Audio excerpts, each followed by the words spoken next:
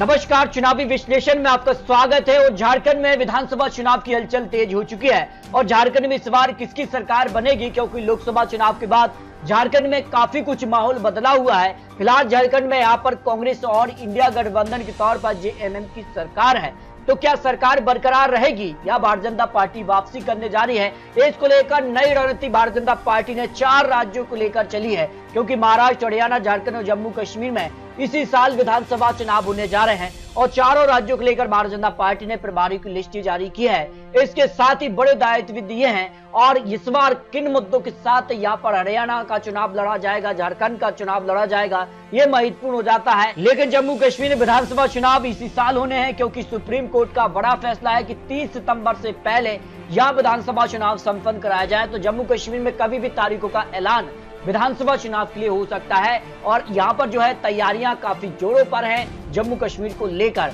वही हरियाणा की 90 सीटों पर भी इसी साल विधानसभा चुनाव होने हैं और हरियाणा में भी काफी माहौल बदल चुका है। भारतीय जनता पार्टी ने मनोहर लाल यहाँ पर खट्टर को अब केंद्रीय मंत्री बना दिया है, नायब सैनी को नया मुख्यमंत्री बना है और इसके साथ भारतीय जनता पार्टी का जेजेपी गठबंधन भी टूटा है। उसका कितना नुकसान होगा, लेकिन सबसे महत्वपूर्ण माना जा रहा है महाराष्ट्र से 288 सीटें आती हैं और यहाँ गठबंधन काफी महत्वपूर्ण हो जाते हैं। लेकिन झारखंड को लेकर जो हलचल है, झारखंड में इस बार किसकी सरकार बनेगी? हेमंत सोरेन की गिरफ्तारी के बाद यहाँ चंपई सोरेन सरकार है, तो क्या कुछ आंकड़ा बनेगा? लेकिन चंपई सोरेन सरकार के लेकर बात की जाए तो 5 सीटों पर इंडिया गठबंधन, 8 सीटों पर भारतीय जनता पार्टी, 1 सीट आसू पार्टी के पक्ष में रही है।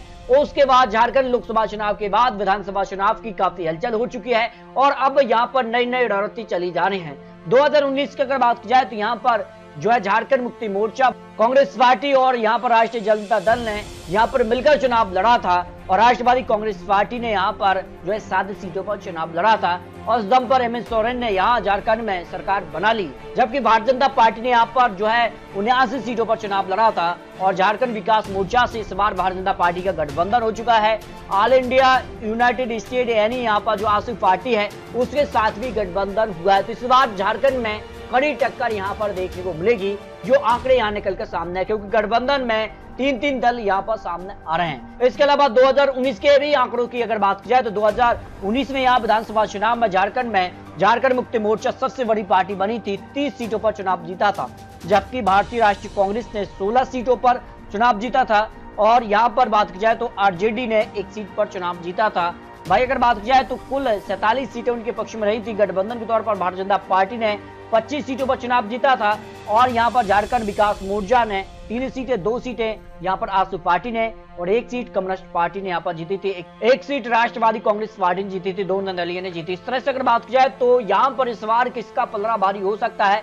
झारखंड विधानसभा चुनाव को लेकर जो अनुमान सामने आ रहे 81 सीटों का जो महत्वपूर्ण विश्लेषण है, उसमें अगर बात की जाए तो किसके पक्ष में कितनी सीटें जा सकती हैं, जो आकलन सामने आ रहा है। झारखंड को लेकर अगर बात की धनबाद की 10 सीटों में से भारतीय जनता पार्टी का 4 सीटों पर पलड़ा भारी हो सकता है, इंडिया गठबंधन का 6 सीट, अन्य के पक्ष में 0 सीट। इस तरह से अगर बात की जाए तो काफी हलचल यहाँ पर दिखाने को मिल रही है। गिरिडीह की 6 विधानसभा सीटों में भारतीय जनता पार्टी को 3 सीटों पर इंडिया गठबंधन के बीच कड़ी टक्कर देखने को मिल सकती है, जो आंकड़े निकलकर सामने आ रहे हैं। पूर्वी सिंहभूम की 6 सीटों में से भारतीय जनता पार्टी को 1 सीट, जबकि 5 सीटों पर इंडिया गठबंधन का पलड़ा भारी हो सकता है, अन्य के पक्ष में 0 सीट जा सकती है। बोकारो की 1 सीट पर भारतीय जनता पार्टी यहाँ पर कमल खिला सकती है, कांग्रेस अन्य के पक्ष में यहाँ पर 0 सीट जा रही है। अब तक 23 सीटों के आकलन में भारतीय जनता पार्टी प्लस गठबंधन को 9 सीटों पर पलड़ा भारी हो सकता है, इंडिया गठबंधन का 14 सीट और अन्य के पक्ष में 0 सीट की संभावना यहाँ दिखाई दे रही है। जबकि अगर बात की जाए पलामू की 5 विधानसभा सीटों में से भारतीय जनता पार्टी का पलड़ा 2 सीटों पर, 3 सीटों पर इंडिया गठबंधन का पलड़ा भारी हो सकता है, आने के पक्ष में यहाँ पर 0 सीट जा सकती है।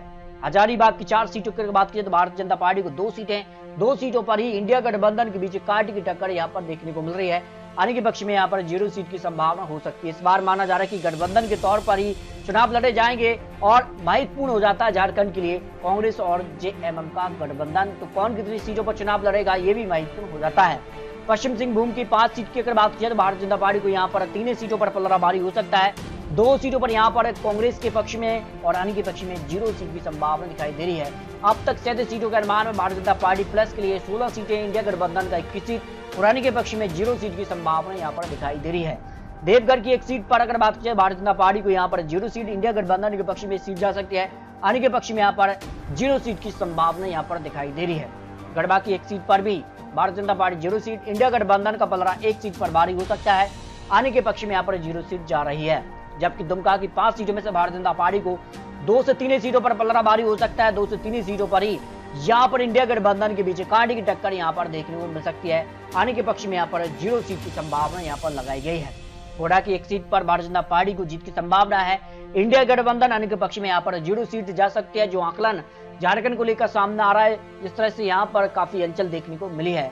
साहिबगंज की 1 सीट पर भी भारतीय जनता पार्टी कमल खिला सकती है। इंडिया गठबंधन आने के पक्ष में 0 सीट जा रही है। अब तक 40 सीटों का अनुमान में भारतीय जनता पार्टी को 20 से ज्यादा सीटों पर जीत की संभावना है। इंडिया गठबंधन भी करीब 25 सीटों के आसपास दिखाई दे रही है, जो आकलन सामने आ रहा है। जबकि अगर बात की जाए सरायकेला की 4 सीटों में से भारतीय जनता पार्टी को 2 सीटों पर ही इंडिया गठबंधन के बीच कड़ी टक्कर दिखाई दे रही है। आने के पक्ष में 0 सीट जा सकती है। झारखंड को लेकर बात की जाए तो यहाँ पर गुमला की 1 सीट पर भी भारतीय जनता पार्टी कमल खिलाती नजर आ रही है। जबकि अगर बात की जाए रामगढ़ की 2 सीटों में से दोनों सीटों पर भारतीय जनता पार्टी को यहाँ पर जीत का अनुमान है। इंडिया गठबंधन आने के पक्ष में यहाँ पर 0 सीट जा रही है। अब तक जो झारखंड को लेकर 54 सीट का अनुमान, उसमें भाजपा प्लस के लिए 26 सीटें, तो इंडिया गठबंधन 28 सीटों पर पलड़ा भारी नजर आ रहा है। पाकुड़ की 2 सीटों में से भारतीय जनता पार्टी को 0 सीट, जबकि इंडिया गठबंधन का पलड़ा दोनों सीटों पर भारी हो सकता है। आने के पक्ष में यहाँ पर 0 सीट की संभावना यहाँ पर दिखाई दे रही है। लातेहार की 1 सीट पर भारतीय जनता पार्टी 0 सीट, जबकि इंडिया गठबंधन के पक्ष में सीट जाने की संभावना दिखाई दे रही है। यहाँ पर कोडरमा के 3 सीटों में से भारतीय जनता पार्टी को करीब 0 से 1 सीट, जबकि इंडिया गठबंधन 0 से 3 सीटों पर पलड़ा भारी हो सकता है। नहीं, सीधे तौर पर यहाँ पर जो है इंडिया गठबंधन का पलड़ा भारी नजर आ रहा है। अगर बात की जाए सिमडेगा की 4 सीटों में से भारतीय जनता पार्टी को 2 सीटें, 2 सीटों पर इंडिया गठबंधन के बीच कांटे की टक्कर देखने को मिल सकती है। आने के पक्ष में यहाँ पर 0 सीट की संभावना दिखाई दे रही है। खूंटी की 6 सीटों में से भारतीय जनता पार्टी का 4 सीटों पर पलड़ा भारी हो सकता है। इंडिया गठबंधन का 2 सीटें, यानी कि पक्ष में 0 सीट की संभावना है। तक यहाँ पर झारखंड को लेकर 71 सीट का अनुमान, भारतीय जनता पार्टी को करीब 32 से ज्यादा सीट का अनुमान है। इंडिया गठबंधन करीब 39 सीट, यानी कि पक्ष में 0 सीट की संभावना दिखाई दे रही है।